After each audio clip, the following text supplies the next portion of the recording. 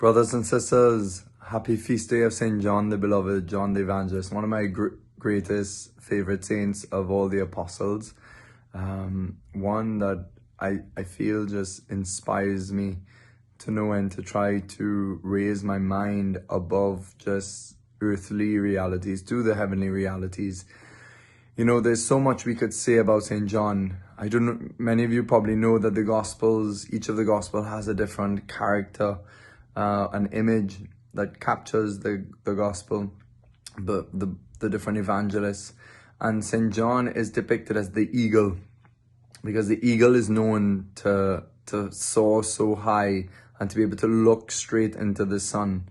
And it's an image of St. John who unlike the other apostles who all martyred, spent a lot of his life towards the end in solitude on an island in Patmos in Greece, after he had the privilege of taking Our Lady to live with him. It is believed that they lived together in Ephesus in modern day Turkey, of whose house, that house was discovered through the visions and apparitions of the Lord and Mary to a German nun, Blessed Catherine Emmerich.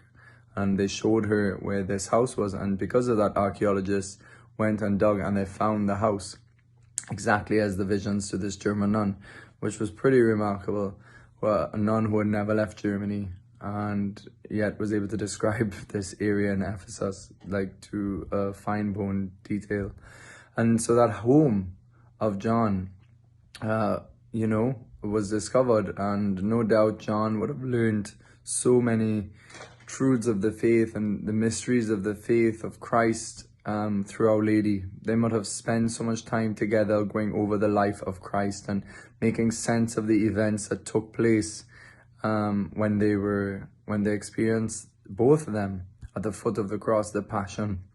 And along with St. Mary Magdalene, we know that St. John was able to stand at the foot of the cross, that he never left Christ, he never abandoned Christ. So in many ways he carries this grace of perpetual adoration in his soul of Christ, of perpetual proximity to Christ, you could say. And he was one of the apostles who received that grace of being so intimate with the Lord that he hadn't abandoned him. And this is the point that struck me the other day about the Passion and about the cross and about those disciples who remained with Jesus to the very end. Our Lady is that purity, so it's a model of virtue, stands to the very, very end. And I would say Mary Magdalene is that virtue of penitence, that the repentant heart that perseveres to the end and stands with the Lord. And then you have St. John, who is the image of priesthood or the religious soul, that type of soul that is able to withstand suffering for the sake of Christ, be it in the religious life, be it as a layperson, being it as a religious priest or even a diocesan priest or whatever it is. But that type of soul that is able to withstand, the falling apart of what one thought was something else, as the other apostles so expected Christ to come to them in a different way, or to end his life differently. But St. John was able to probably see beyond, and this is why he's like the eagle. He sees into the light of divinity, light of Christ. He's a model of theologians and patron of theologians who try to penetrate deep mysteries of the scriptures and theology to arrive to an ever deeper clarity of the revelation that God has given to all of us. And, St. John, this whole scene of the foot of the cross reminds me that they were able to withstand Christ, because these, Mary Magdalene, Our Lady, and St. John had one thing in common. They were very intimate with Jesus. Mary held baby Jesus in her arms. She grew up in the same house with Christ.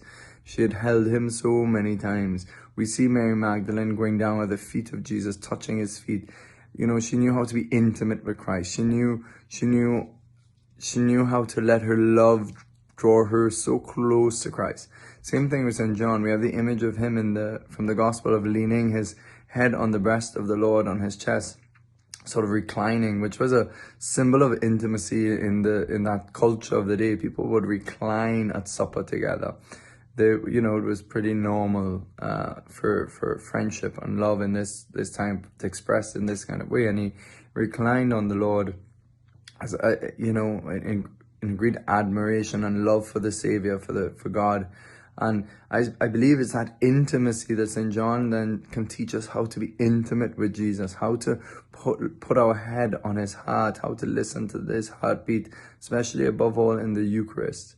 It must have been amazing for St. John when he had missed his Lord, went to heaven, and was able to celebrate Mass and hold the Lord in his hands in the Eucharist, to hold that same Lord and touch him again, reminding him of that reclining that he did on the Last Supper, to hear the love beating in the Eucharist of Jesus, the love of heaven present.